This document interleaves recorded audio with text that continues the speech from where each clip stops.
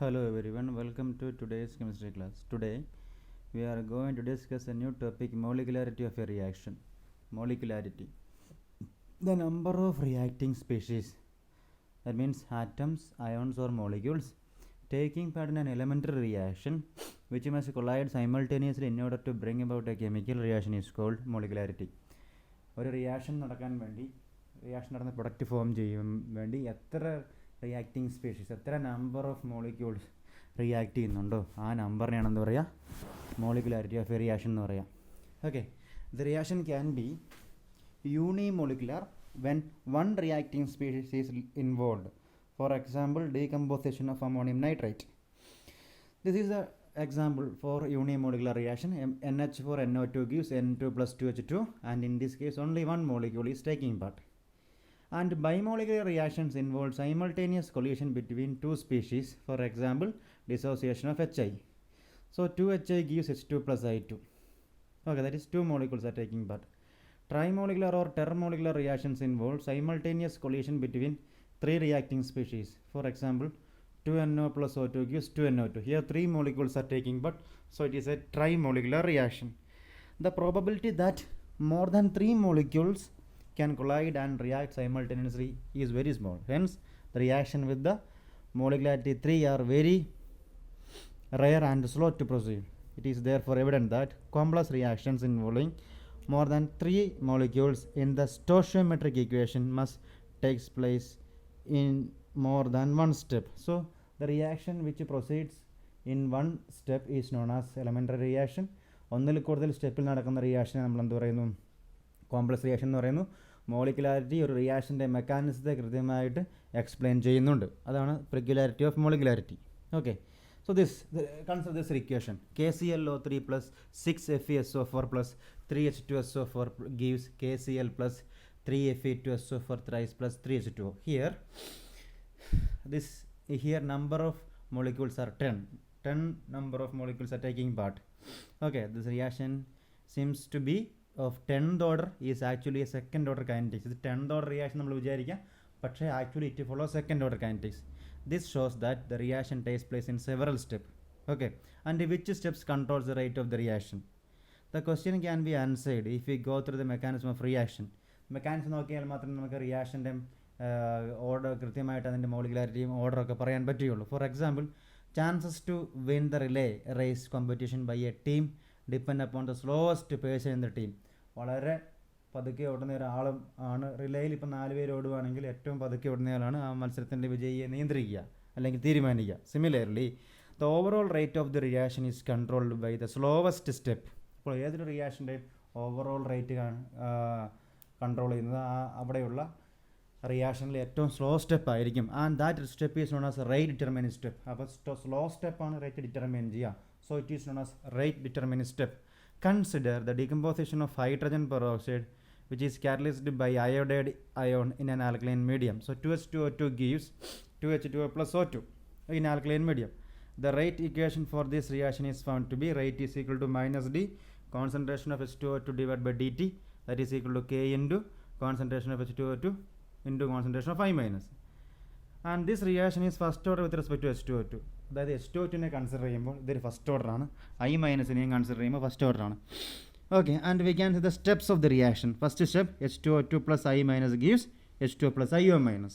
Second step H2O2 plus IO minus gives H2O plus I minus plus O2. അപ്പോൾ ഇതിലെ first സ്റ്റെപ്പാണ് എന്താണ്, ഇത് രണ്ട് സ്റ്റെപ്പും ബൈമോളിക്കുലറാണ്. ഇതിലെ ഫസ്റ്റ് സ്റ്റെപ്പാണ് slow step. So this is the rate determining step. Okay, and thus the rate of the reaction formation of intermediate will determine the rate of the reaction. അതായത് first സ്റ്റെപ്പിൽ ഇൻ്റർമീഡിയറ്റ് ആണ് form ചെയ്യുന്നത്. So ഇൻ്റർമീഡിയറ്റിൻ്റെ ഫോർമേഷനാണ് ഈ റിയാക്ഷൻ്റെ റേറ്റിനെ depend ചെയ്യുക. അപ്പോൾ നമുക്കിതെല്ലാം വെച്ച് കുറച്ച് കാര്യങ്ങൾ കൺക്ലൂഡ് ചെയ്യാം. First one, order of the reaction is an experimental quantity. അല്ലേ, അത് ഓർഡർ എക്സ്പെരിമെൻ്റലാണ് അല്ലേ. And it can be 0 and even fraction, but molecularity is a theoretical concept. And second one, order is applicable to elementary as well as complex reaction, whereas molecularity is applicable only for elementary reaction. Okay, for അതായത് complex റിയാക്ഷനിൽ മോളിക്കുലാരിറ്റിക്ക് യാതൊരു മീനിങ്ങും ഇല്ല. Third one, for complex reaction order is given by the slowest step and molecularity of the slope step is same as the order of the overall reaction. Okay. Now, why the reactions having molecularity greater than 3 is rare? എന്തുകൊണ്ടാണ് 3-ൽ കൂടുതലുള്ള molecularity rare ആകാൻ കാരണം? Since the chances of collision and reactions of more than 3 molecules at a time is very less, the molecularity greater than 3 is rare. എന്ന് പറഞ്ഞാൽ ഒരേ സമയത്ത് 3-ഓ അതിൽ കൂടുതലോ മോളിക്യൂൾസ് കൊളൈഡ് ചെയ്യാനുള്ള പോസിബിലിറ്റി കുറവാണ്. അതുകൊണ്ടാണ് molecularity higher than 3 is rare എന്ന് പറയാൻ കാരണം. പിന്നെ now we can distinguish between order and molecularity. So molecularity is the number of atoms, ions or molecules that must collide with one another simultaneously so as to result into a chemical reaction. Order is the sum of the powers of concentration terms in the rate law expression, and molecularity is cannot be zero. The value of molecularity of reaction cannot be zero. Order of reaction can be zero, and molecularity is a theoretical concept and order is an experimental quantity. It is determined by experiments. Molecularity is always a whole number and order can even have fractional values. The overall molecularity of a complex reaction has no significance. Complex reaction കേസിൽ നമുക്ക് molecularity ഉപയോഗിക്കാനേ പറ്റില്ല. Individual സ്റ്റെപ്പിന് നമുക്ക് പറയാൻ പറ്റും. And order of reaction is for overall reaction. It is applicable to both complex as well as elementary reactions. Okay. അപ്പോൾ ഇതാണ് molecularity order നമ്മൾ difference. Now we are going to discuss the integrated rate equation. Integrated rate equation എന്ന് പറഞ്ഞാൽ നമ്മുടെ rate equation നമ്മൾ integrate ചെയ്യുന്നു. That is nothing but integrated rate equation. We just integrate our rate equation. Okay, consider zero order reaction. Zero order reaction means എന്താണ്? The power of the concentration is zero in the rate law. So zero order reaction means the rate of the reaction is proportional to zero power of the concentration of the reactants. Consider an equation. R gives P. Rate is equal to minus dr by dt K into concentration of R is to 0. So rate is equal to minus dr by dt K into 1. നമുക്കത് അങ്ങനെ എഴുതാൻ പറ്റും. അതുപോലെ dr is equal to minus K dt എന്ന് എഴുതാം. dr is equal to minus K dt. Rearrange ചെയ്തു. Then we integrate both sides. That is concentration of R is equal to minus Kt by plus I. I is the constant of integration. So then time t0 ആകുമ്പോൾ concentration of reactant നമുക്ക് initial concentration എന്ന് പറയാം. That is concentration of R is equal to concentration of R0, where concentration of R0 is initial concentration. And substituting this in the equation 4-5, you get R0 is equal to minus K into 0 plus I. That is equal to R0 is equal to I. അപ്പോൾ ഐയുടെ value കിട്ടി. I is equal to എന്താണ്? R0I. Therefore, we can substitute the value of I in equation 4-5. You get R is equal to minus KT plus R0 എന്ന് കിട്ടി അല്ലേ? Minus KT plus R0. അപ്പോൾ നമ്മൾ അതിനെ റീഅറേഞ്ച് ചെയ്യുന്നു. അപ്പോൾ K is equal to concentration of R0 minus R by T എന്ന് എഴുതാം. അപ്പോൾ ഇതാണ് നമ്മുടെ equation. R is equal to minus KT plus R0, അല്ലെങ്കിൽ നമുക്ക് K is equal to concentration of R0 minus R by T എന്ന് എഴുതാം. അപ്പോൾ നമ്മൾ ഈ 4.6 ഇക്വേഷൻ കണ്ടായിരുന്നു. R is equal to minus KT plus R0. And this equation is just same as that of the equation for straight line, y is equal to mx plus c. And if we plot a concentration of R against t, അതായത് ഇവിടെ graph കൊടുത്തിട്ടുണ്ട്, concentration of ആറിനും ടിക്കും എതിരെ ഒരു graph വരയ്ക്കുകയാണെങ്കിൽ we get a straight line with slope is equal to minus k. Slope minus K ആയിരിക്കും, intercept R0 ആയിരിക്കും. ഈ ഗ്രാഫിൽ നോക്കുക, കോൺസെൻട്രേഷൻ ഓഫ് ആറും ടൈമും തമ്മിൽ ഒരു ഗ്രാഫ് വരയ്ക്കുമ്പോൾ സ്ലോപ്പ് മൈനസ് കെയും അല്ലെങ്കിൽ k is equal to minus slope എന്ന് പറയാം. the concentration of R0 intercept ആയിരിക്കും. We get a straight line. Straight line കിട്ടും, കോൺസെൻട്രേഷൻ ഓഫ് R0 ഇൻ്റർസെപ്റ്റും സ്ലോപ്പ് മൈനസ് കെയും ആയിരിക്കും അല്ലേ? ഈ ഗ്രാഫ് എക്സാമിന് ചോദിക്കാറുണ്ട്, ഇമ്പോർട്ടൻ്റ് ആണ്. അപ്പോൾ നമുക്ക് K is equal to R0 minus R by T എന്ന് എഴുതാൻ പറ്റും. And zero order reactions are relatively uncommon, വളരെ കോമൺ ആണ്. സം എൻസൈം കാറ്റലീസ് വളരെ അൺകോമൺ ആണ്. Some enzyme catalyse reactions and reactions which occur on metal surface are few examples. അതായത് കുറച്ച് enzyme catalysed റിയാക്ഷനും metal സർഫസിൽ നടക്കുന്ന റിയാക്ഷൻസും ഒക്കെ ഇതിൻ്റെ എക്സാമ്പിളാണ് decomposition of ammonia. That we have already discussed. Decomposition of ammonia. Okay, നമുക്കറിയാം ഡീകമ്പോസിഷൻ ഓഫ് അമോണിയയിൽ പ്ലാറ്റിനം കാറ്റലിസ്റ്റ് ആണ് ഉപയോഗിക്കുന്നത്. At high pressure the metal surface gets saturated with gas molecule. So A further change in reaction condition is unable to alter the amount of ammonia on the surface of the catalyst, making a rate of the reaction independent of its concentration. Okay, അതായത് high പ്രഷറിൽ reaction നടക്കുക. Okay, high പ്രഷറിൽ ammonia get saturated അല്ലേ? High pressure the metal surface get saturated with gas molecules. ഈ metal സർഫസിലേക്ക് gas molecule പോകുന്നു, അതുകൊണ്ട് concentration of റിയാക്റ്റിനെ depend ചെയ്യുന്നില്ല. ഇത് അതിൻ്റെ പ്രത്യേകത. അപ്പോൾ അതായത് റിയാക്ഷൻ റേറ്റിനെ ഡിപ്പെൻഡ് ചെയ്യുന്നില്ല കോൺസെൻട്രേഷൻ ഓഫ് അമോണിയ. അപ്പോൾ ഇതാണ് ഫസ്റ്റ് ഓർഡർ സീറോ ഓർഡർ റിയാക്ഷൻ്റെ ഇൻ്റഗ്രേറ്റഡ് റേറ്റ് ഇക്വേഷൻ. നമുക്കിനി ഫസ്റ്റ് ഓർഡർ റിയാക്ഷൻ്റെ ഇൻ്റഗ്രേറ്റഡ് റേറ്റ് ഇക്വേഷൻ കാണാം. Okay, first order reaction. For first order reaction means that the rate of the reaction is proportional to the first power of the concentration of the reactants. Consider the equation. R gives P. Rate is equal to minus dr by dt. K is equal to K into concentration of R. Or dr by concentration of R is equal to minus K dt. Then integrating both sides. Okay, my dr by R is equal to minus K d integral dt. അല്ലേ, അപ്പോൾ നമുക്കറിയാം 1 by R എന്ന് പറഞ്ഞാൽ ln R ആണ് അല്ലേ. ln R is equal to minus K T plus ഐയുടെ value നമുക്ക് R0 എന്ന് കിട്ടി. അപ്പോൾ നമുക്ക് ഇങ്ങനെ അതിനെ നമ്മൾ റീഅറേഞ്ച് ചെയ്യാം. ln concentration of R minus ln R0 is equal to minus K T എന്ന് കിട്ടി അല്ലേ. Log concentration of R minus log concentration of R0 is equal to minus K T എന്ന് കിട്ടി. ഈ മൈനസ് ഇപ്പുറത്തേക്ക് എടുക്കുമ്പോൾ ln R0 minus ln R by K T, ln R0 minus ln R is equal to K T എന്ന് കിട്ടി. ln R0 minus ln R is equal to KT എന്ന് കിട്ടി. Okay, therefore KT is equal to ln R0 by R എന്ന് എഴുതാൻ പറ്റും നമുക്ക്, K into T, or K is equal to 1 by T ln R0 by R. ഈ ln എന്ന് പറഞ്ഞാൽ natural ലോഗാണ്. നമുക്കിതിനെ ബേസ് 10 ആയ ലോഗിലേക്ക് മാറ്റണമെങ്കിൽ 2.303 കൊണ്ട് മൾട്ടിപ്ലൈ ചെയ്യണം. So therefore K is equal to 2.303 by T log R0 by R നമുക്ക് എഴുതാൻ പറ്റും. K is equal to 2.303 by T log base 10 R0 by R നമുക്ക് എഴുതാൻ പറ്റും. ഓക്കെ, ഇനി ഇൻ്റഗ്രേറ്റഡ് റേറ്റ് ഇക്വേഷൻ നമുക്ക് K is equal to 2.303 by T log R0 by R അല്ലെങ്കിൽ log R0 by R is equal to KT by 2.303 എന്നൊക്കെ എഴുതാൻ പറ്റും. ഇനി നമ്മൾ ഇതേ log R0 by Rഉം ടൈമും തമ്മിൽ ഒരു ഗ്രാഫ് വരയ്ക്കുകയാണ്. നമ്മൾ log R0 by Rഉം ടൈമും തമ്മിൽ ഒരു ഗ്രാഫ് വരയ്ക്കുന്നു. അപ്പോൾ നമുക്ക് കിട്ടുന്ന ഒരു സ്ട്രൈറ്റ് ലൈൻ കിട്ടും with a slope is equal to K by 2.303.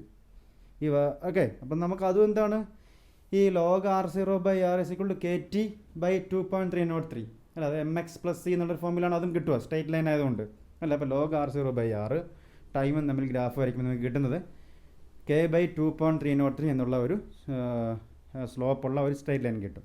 അതുപോലെ നമ്മൾ ലോഗ് ln Rഉം Tയും തമ്മിൽ ഗ്രാഫ് വരയ്ക്കുന്നത് വിചാരിക്കുക, ln Rഉം അല്ലേ Tയും തമ്മിൽ നമ്മൾ log Rഉം Tയും തമ്മിൽ ഗ്രാഫ് വരയ്ക്കുകയാണ്.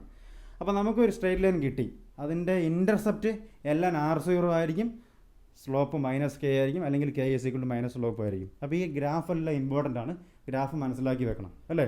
അപ്പോൾ നമ്മൾ ഇത് ഈ കേസിൽ നമ്മൾ പറയുന്നത് log R0 by Rഉം ടൈമും തമ്മിൽ ഗ്രാഫ് വരയ്ക്കുന്നു, അതുപോലെ log Rഉം Tയും തമ്മിൽ ഗ്രാഫ് വരയ്ക്കുന്നു. അപ്പോൾ നമുക്ക് സ്ട്രൈറ്റ് ലൈൻ കിട്ടുന്നു, അതിൻ്റെ സ്ലോപ്പ് ഡിഫറൻ്റ് ആയിരിക്കും, അത് ഇൻ്റർസെപ്റ്റും നോക്കുക.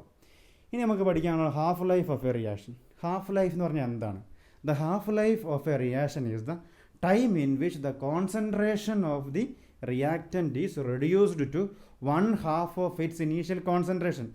It is represented as T half. അതായത് half life of A reaction എന്ന് പറഞ്ഞാൽ ഒരു കോൺസെൻട്രേഷൻ അതിൻ്റെ ഹാഫായി മാറാൻ വേണ്ട, റിയാക്ടൻ്റെ ഇനീഷ്യൽ കോൺസെൻട്രേഷൻ അതിൻ്റെ ഹാഫായി മാറാൻ വേണ്ട ടൈമിനെയാണ് നമ്മൾ ഹാഫ് ലൈഫ് എന്ന് പറയുന്നത്. The half-life of a reaction is a time, സമയം, in which the concentration of reactant, അതായത് concentration of reactant is reduced, concentration കുറയുന്നു എത്രയിലേക്ക്, to 1/2 of its initial concentration. Concentration of reactant initial concentration ഹാഫായി മാറാനുള്ള ടൈമിനെയാണ് half life period എന്ന് പറയുന്നത്, or half life of A reaction എന്ന് പറയാം. It is represented as T half എന്ന് വേണമെങ്കിൽ പറയാം നമുക്ക് ഇനി റെപ്രസെൻറ്റ് ചെയ്യുന്നത്. അപ്പോൾ നമ്മൾ ഈ ടി ഹാഫ് എന്നുള്ളതാണ് ഹാഫ് ലൈഫിൻ്റെ റെപ്രസെൻറ്റ് ചെയ്യുന്ന letter. T means time, half means half life. Okay, then നമുക്ക് we can calculate the T half for zero order reaction. നമ്മൾ സീറോ ഓർഡർ റിയാക്ഷൻ്റെ ഇക്വേഷൻ പഠിച്ചിട്ടുണ്ട്. Zero order reaction rate constant is equal to k is equal to concentration of R0 minus R by T. ഇത് concentration of R0 initial കോൺസെൻട്രേഷനാണ്, R ടൈമിലെ concentration by T. അപ്പോൾ time T half ആകുമ്പോൾ concentration of R എന്താവും, R0 by 2 ആവും. അതായത് initial concentration അതിൻ്റെ പകുതിയാവും. അപ്പം നമുക്ക് R0 minus R0 by 2 by T half എന്ന് കൊടുക്കാം. അപ്പോൾ റീഅറേഞ്ച് ചെയ്യുമ്പോൾ T half is equal to concentration of R0 by 2K എന്ന് കിട്ടും. അതായത് ടൈം ടി ഹാഫ് ആകുമ്പോൾ അല്ലെങ്കിൽ ഹാഫ് ലൈഫ് ആകുമ്പോൾ concentration of R becomes R0 by 2, നമ്മൾ പറയുന്ന ഇനീഷ്യൽ കോൺസെൻട്രേഷൻ്റെ പകുതിയായി മാറും. അപ്പോൾ നമുക്ക് R0 ബൈ 2K എന്ന് കിട്ടും T half. Okay, that is for zero order നിങ്ങൾ ഇതിൻ്റെ ഡെറിവേഷൻ ഒന്നും പഠിക്കേണ്ട, നിങ്ങൾ ജസ്റ്റ് അതിൻ്റെ ഹാഫ് ലൈഫ് കാണുന്ന ഇക്വേഷൻ പഠിച്ചാൽ മതി. So T half is equal to R0/2K for zero order reaction. Now we can see it is clear that T half for a zero order reaction is directly proportional to the initial concentration of the reactants and inversely proportional to the rate constant. അപ്പോൾ നമുക്ക് മനസ്സിലാക്കാൻ പറ്റും ഈ ഇക്വേഷനിൽ നിന്ന് T half of zero order reaction is directly proportional to initial concentration of reactant and inversely proportional to rate constant. ഈ equation മനസ്സിലാക്കുന്ന കാര്യമാണ്. Then half life of a first order reaction. Okay, half life of a first order reaction. That means T half for first order reaction. അപ്പോൾ നമ്മൾ first order reaction consider ചെയ്യുകയാണ്. അതിൻ്റെ rate constant equation we have already study, that is K is equal to 2.303/T log R0/R. അപ്പോൾ നമ്മൾ first ഓർഡറിൻ്റെ rate constant equation നമ്മൾ കണ്ടുപിടിച്ചിട്ടുണ്ട്. K is equal to 2.303/T log R0/R എന്ന് കാണാം. അവിടെ ടൈം T ഹാഫ് ആയി കഴിയുമ്പോൾ concentration of R becomes R0/2. ആറാണ്, അതായത് നമ്മുടെ റിയാക്ടൻ്റെ കോൺസെൻട്രേഷനാണ് പകുതിയായി മാറുന്നത്. അപ്പോൾ R നമ്മൾ എന്ത് കൊടുക്കണം? R is equal to R0/2 എന്ന് കൊടുക്കണം. അപ്പോൾ മുകളിലുള്ള ഇക്വേഷൻ നമ്മൾ ആ ആറിന് പകരം R0/2 സബ്സ്റ്റിറ്റ്യൂട്ട് ചെയ്യുന്നു. Therefore K is equal to 2.303/T half log R/R0/2.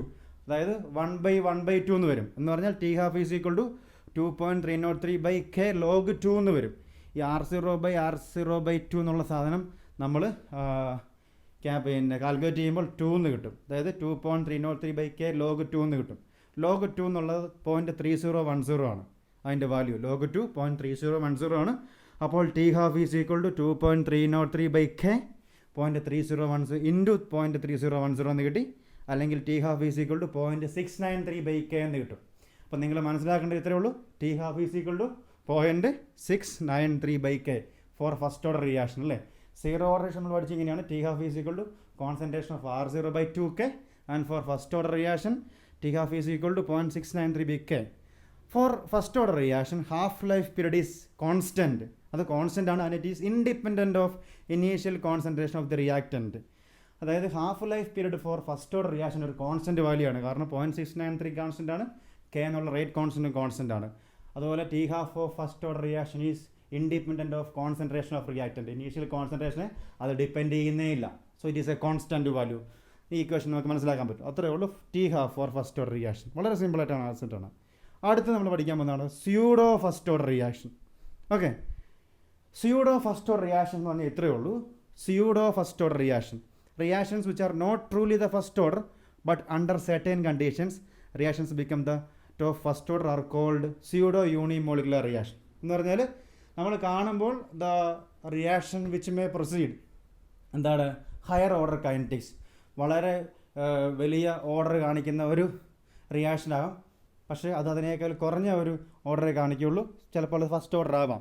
Reactions which are not truly the first order but under certain conditions reaction becomes that of the first order. ചില കണ്ടീഷൻസിൽ first order കാണിക്കാം, ശരിക്കും അത് first order ആവണമെന്നില്ല. അങ്ങനെയുള്ളവയാണ് നമ്മൾ pseudo first order reaction എന്ന് പറയാം. അല്ലെങ്കിൽ ചില റിയാക്ഷൻ നമ്മൾ നോക്കുമ്പോൾ മനസ്സിലാവും, നോക്കുമ്പോൾ വിചാരിക്കാതെ ഹയർ ഓർഡറാണ് കൈനറ്റിക്സ് ഫോളോ ചെയ്യുക, but it actually follows first order kinetics. Such reactions are known as pseudo first order reactions. Okay, for example, ഇതിൻ്റെ എക്സാമ്പിൾസ് വളരെ ഇമ്പോർട്ടൻ്റ് ആണ്. Hydrolysis of ester in presence of acid. Example is given here. CH3COO(C2H5) plus water gives CH3COOH plus C2H5OH. അതായത് hydrolysis of ethyl acetate gives acetic acid and ethanol, and it follows a first order kinetics, and it is an example for pseudo first order reaction. Okay, from this reaction the rate of reaction should be R is equal to K into concentration of ester into concentration of water. Since hydrolysis takes place in the excess of water and the concentration change of H2 is negligible. ശരിക്കും ഇവിടെ concentration change of water negligible ആണ്. അതുകൊണ്ട് rate എസ്റ്ററിനെ മാത്രമേ depend ചെയ്യുള്ളൂ. ഇവിടെ since hydrolysis takes place excess of water, വളരെ കൂടുതൽ വാട്ടറിലാണ് നമ്മുടെ ഹൈഡ്രോളിസിസ് നടക്കുന്നത്. അതുകൊണ്ട് വാട്ടറിൻ്റെ കോൺസെൻട്രേഷൻ ചേഞ്ച് ഈ റിയാക്ഷനെ ഡിപ്പെൻഡ് ചെയ്യുന്നേ ഇല്ല. therefore the rate of reaction R depends upon the concentration of the ester only. അപ്പോൾ K ഇൻറ്റു കോൺസെൻട്രേഷൻ ഓഫ് വാട്ടറിനെ നമ്മൾ K ഡാഷ് എടുക്കുന്നു. K ഇൻറ്റു കോൺസെൻട്രേഷൻ ഓഫ് വാട്ടറിനെ K ഡാഷ് എടുക്കുന്നു. അപ്പോൾ rate is equal to K dash into ester എന്ന് വരും. Where K dash is equal to K into concentration of water ആണ്. അപ്പോൾ സ്യൂഡോ ഫസ്റ്റ് ഓർഡർ റിയാക്ഷൻ എന്ന് പറഞ്ഞാൽ ചില reaction higher order kinetics follow ചെയ്യുന്നു വിചാരിക്കും, പക്ഷേ but actually it follows lower order kinetics such as first order. Such reactions R known as pseudo. Pseudo വാക്കിൻ്റെ അർത്ഥം കപടത, ഫോൾസ് എന്നൊക്കെയാണ്. Pseudo first order reaction. Example hydrolysis of ester, one of the important examples of pseudo or first order reaction, and this pseudo first order reaction is very important. Okay, that is all about the chapter chemical kinetics. So we have completed this chapter, and that is all about today's class. Thank you.